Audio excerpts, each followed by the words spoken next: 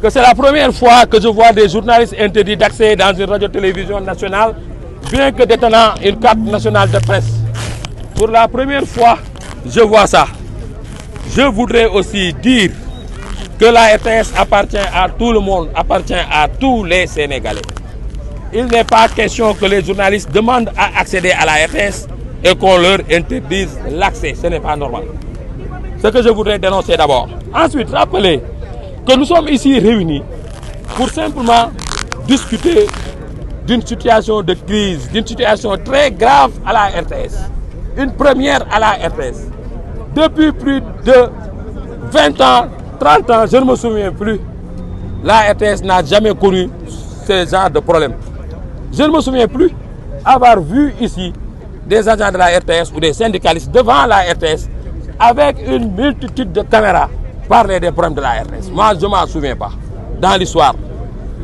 Pour dire simplement que M. Pape Alé Niang, Samadou Moubaye, débute mal son mandat à la RTS. Il a été très bien accueilli ici lors de l'installation.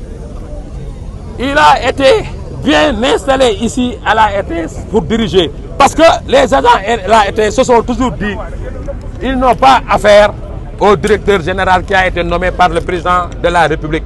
Il est libre, le président de la République, de nommer qui il veut à la tête de l'entreprise. Les agents de la RTS en sont conscients. Au moment où beaucoup de Sénégalais disaient qu'il n'est pas capable, il est capable. Nous avons dit, nous l'acceptons ici à la RTS. C'est un journaliste professionnel, c'est un journaliste qualifié, capable de diriger la maison. Bien installé, dans un grand bureau, très élargi, dans des fauteuils bien noyés. Certainement, il s'est dit, bon, j'ai affaire à des enfants. Je vais commencer à dérouler mon plan. D'abord, il élimine l'avance Tabaski, 100 000 francs. Un acte qui devait faire sortir certainement les agents de la RTS, puisque beaucoup de Gorgorou ici n'ont pas célébré la Tabaski, privés de leurs 100 000 francs. Ils n'ont rien dit, parce que lui souhaitant la bienvenue. 2 semaines, 3 semaines après, Pape Alé Niang s'est permis de couper toutes les lignes téléphoniques qui permettaient aux agents de la RTS de pouvoir organiser leurs émissions, leur production, de coordonner tous les programmes. Des crédits de 15 000 francs, 20 000 francs, comme si c'était de l'argent. On s'est dit alors que M. Niang était en train de voir sur quel chemin il pouvait passer.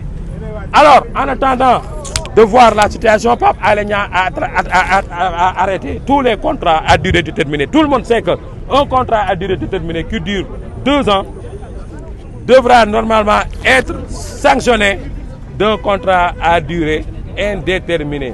Même si vous ignorez cela en tant que directeur général, vous pouvez demander des conseils au niveau de l'inspection du travail, ou je ne sais pas, au niveau de la direction des ressources humaines. Mais il s'est permis de couper tous les contrats.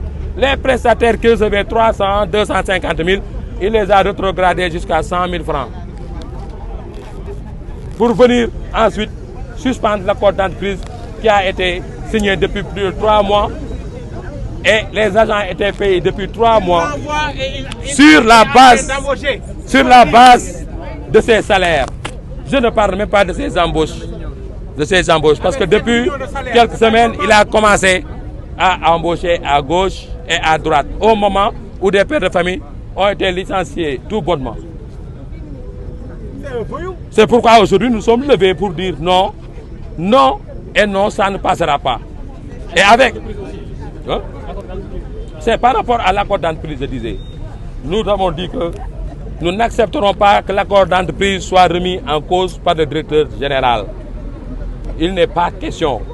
Et nous avons décidé, avec la centrale syndicale de l'UNSAS, de traduire cette affaire en justice, ou d'ester cette affaire en justice.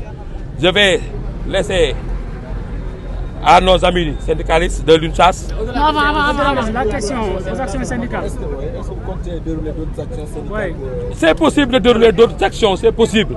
Mais pour l'instant, nous appelons à la négociation. Nous appelons le directeur général, M. Pape Alé Niang, à la négociation. Même s'il refuse encore de reconnaître le collège des délégués du personnel. Jusqu'à présent, il n'a jamais reçu le collège du délégué des personnels qui a été élu par le personnel. Il dit ne pas reconnaître ce collège-là qui représente le personnel.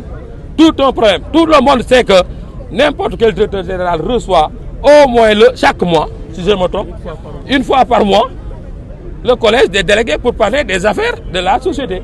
Ce qu'il refuse catégoriquement. Déjà là, c'est un... Je ne sais pas comment on pourrait l'appeler. C'est une faute grave. C'est une faute grave par rapport au fonctionnement de la direction générale. Je voudrais m'en arrêter là. Mais avant de prendre ces décisions, est-ce qu'il a eu des concertations avec vous? Oui, je dis encore une fois, il ne peut pas avoir de concertation parce que les concertations entre la direction générale et le personnel doivent passer par le collège des délégués. C'est le collège des délégués qui représente tout le personnel de la maison.